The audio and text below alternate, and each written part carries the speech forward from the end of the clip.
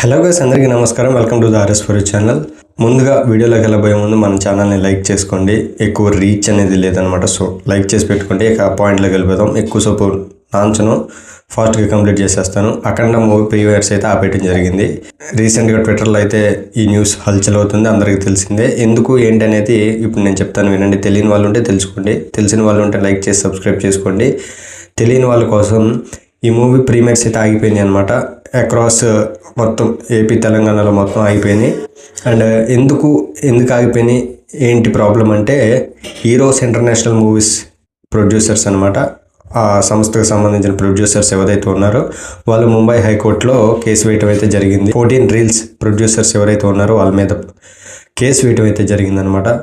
ఏంటి ఆ కేసు అంటే, ఇంతకుముందు నేను ఒక్కడిని, ఆగడు ఇట్లాంటి మూవీస్ తీశారనమాట వీళ్ళు కొలాబరేషన్లో. సో ఆ టైంలో వీళ్ళకి 28 crores ఇవ్వాలన్నమాట. 14 రీల్స్ వాళ్ళు హీరోస్ ఇంటర్నేషనల్ మూవీస్ వాళ్ళకి ఇవ్వాలి. సో అవి ఇస్తేనే మూవీ రిలీజ్ చేయాలని ఒక కేసు వేశారనమాట. సో ఆ 28 crores కడితేనే మూవీ రిలీజ్ అనేది ఉంటుంది.